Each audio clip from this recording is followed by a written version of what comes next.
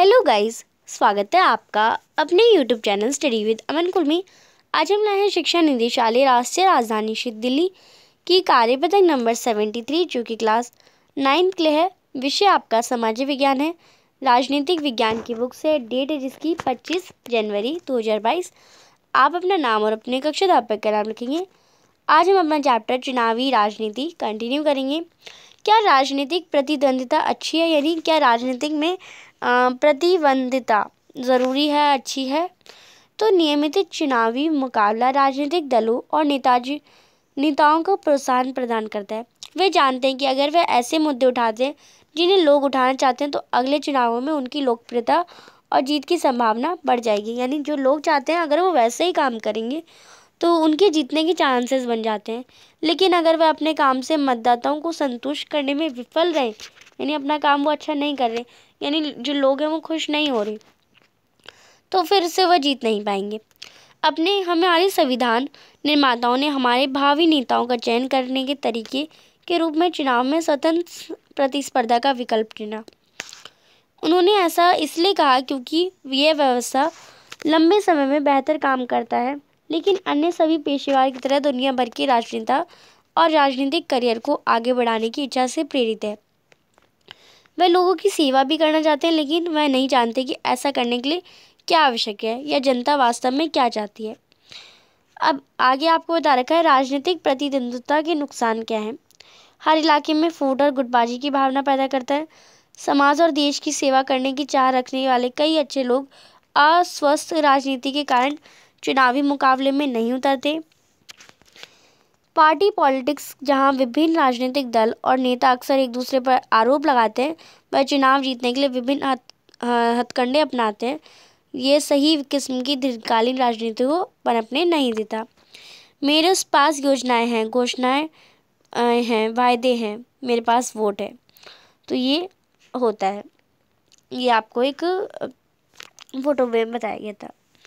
इसका यथार्थवादी तरीका यह है कि ऐसा प्रणाली स्थापित किया जाए जहां राजनीतिक नेताओं को जनता की सेवा करने के लिए पुरस्कृत किया जाए और ऐसा ना करने के लिए दंडित किया जाए।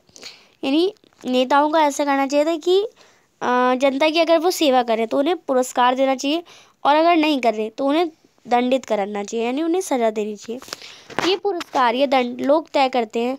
ये बाजार की तरह काम करता है। अगर कोई दुकानदार सिर्फ अपने फ़ायदे में दिलचस्पी रखता है तो भी उसे ग्राहकों को अच्छी सेवा देने के लिए मजबूर होना पड़ता है। अगर वह कुछ ऐसा नहीं करता तो ग्राहक किसी और दुकान पर चला जाएगा। राजनीतिक प्रतिद्वंदिता के कारण समाज में विभाजन और कुछ कुरूपता हो सकती है, लेकिन अंत में ये राजनीतिक दल और नेताओं की जनता की सेवा के लिए मजबूर करने में मदद करती है।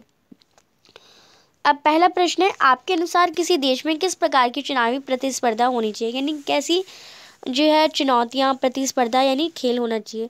मेरे हिसाब से एक देश में नियमित चुनावी प्रतिस्पर्धा होनी चाहिए, यानी नियमित होनी चाहिए।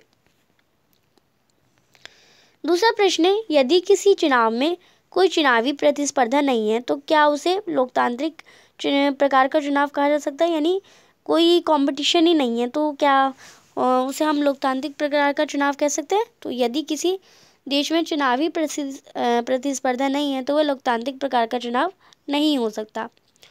तीसरा प्रश्न है, क्या आपके माता पिता राजनीतिक दलों को पुरस्कार या दंड के रूप में वोट की शक्ति का उपयोग करते हैं और कैसे? वोट की जगह आप वोट कर लेंगे, तो मेरे माता पिता वोट की शक्ति का उपयोग राजनीतिक दलों को वोट देने के लिए चुनकर इनाम या दंड के रूप में करते हैं। यानी दो पार्टियां आप समझ लीजिए, एक पार्टी है इसे हम आप समझ लेते हैं, और एक पार्टी हमारी एनडीए। ये दो पार्टी है हमारी। अगर मेरे मम्मी पापा ने इन्हें वोट दिया है तो ये वाली अब तो इन वाली पार्टी को क्या मिल गया? पुरस्कार मिल गया, और इस वाली पार्टी को क्या मिल गया? दंड मिल गया। तो ये क्योंकि हमने इससे तो वोट नहीं करा तो इसका वोट कैसे हो गया? 0 वोट हो गया, इसको 1 वोट हो गया। और अगर किसी ने इसको वोट कर दिया तो इसको पुरस्कार मिल गया और इसे दंड मिल गया, तो ऐसे कहला जाता है। चौथा प्रश्न, चुनाव के दौरान आपके इलाके में राजनीतिक प्रतिस्पर्धा के माहौल का विवरण कीजिए। तो मेरे क्षेत्र में हमारे राजनीतिक नेता हमारे घर आते हैं, तो ये चुनाव में राजनीतिक प्रतिस्पर्धा के कुछ उदाहरण हैं। आप इसे कर लेंगे। ये थी आपकी आज की वर्कशीट। आई होप आपको अच्छे से वर्कशीट समझ आ गई होगी। चैनल को अभी तक सब्सक्राइब नहीं किया है तो प्लीज़ चैनल को सब्सक्राइब ज़रूर करें। ज़्यादा से ज़्यादा दोस्तों के साथ शेयर करें। वीडियो अच्छी लगी तो प्लीज़ लाइक करिएगा। Thanks for watching video. Bye bye guys.